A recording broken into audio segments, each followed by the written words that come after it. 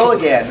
For those of you who don't know me, my name is Tim Scott and I'm running to be your 46th president. Yesterday, I laid out my broad vision for the country. A United States will take forward and upward.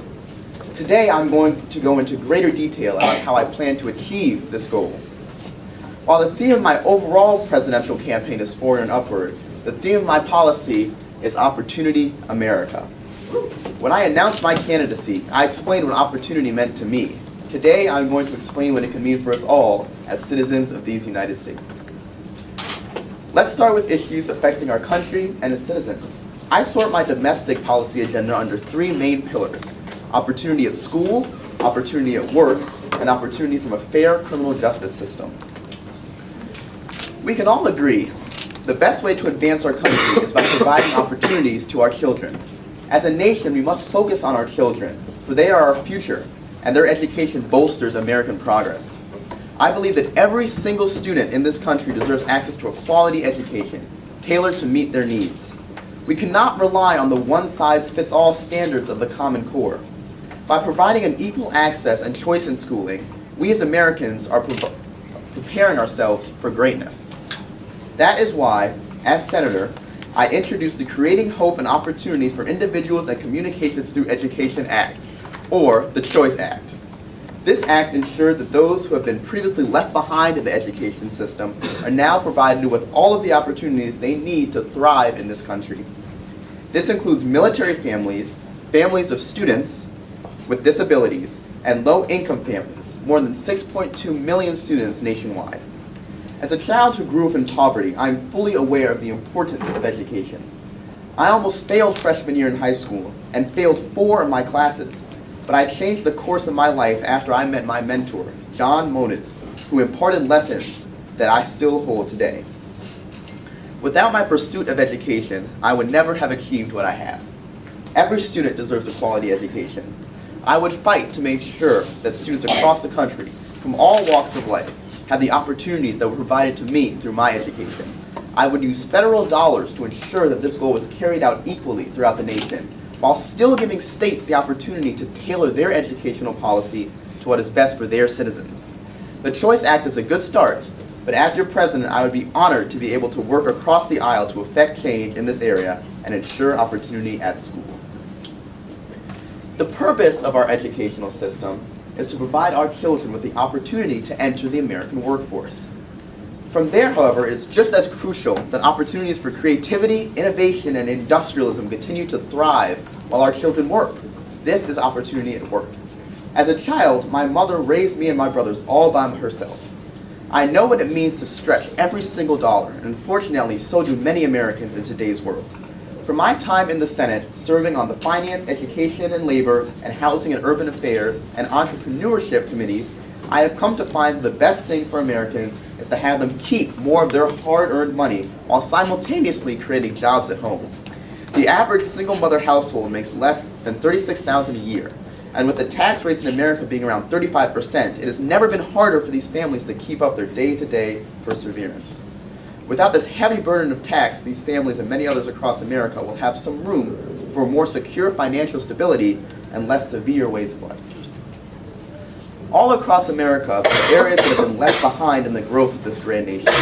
High poverty rates and sluggish job and business growth within these communities has spawned a sense of hopelessness, which causes many to resort to crime. That is why I intend on incorporating these communities into my proposed tax reform. I plan on creating jobs by and for Americans. In the Senate, I was able to introduce a bill known as the LEAP Act, which works to help increase the number of registered apprenticeships in the U.S. to put more people to work and help fill job vacancies across the country. It incentivizes companies to expand their apprenticeship programs using a South Carolina-style model to help folks earn while they learn. These are the sorts of programs I would attempt to implement in order to create more jobs while also educating all of our nation to further progress America forward and upward. The final part of my plan to move America forward and upwards will create safer communities and grant opportunities to those who have been incarcerated and are trying to re-enter society. As I mentioned earlier, the hopelessness in depressed communities can force people to turn to crime. Imagine this situation, the reality for many Americans. You make a mistake and are sent to jail. This sets you back in your education, or your career. Upon your release from prison, you are unable to successfully obtain a job or support yourself because of your record, which forces you to continue to resort to crime.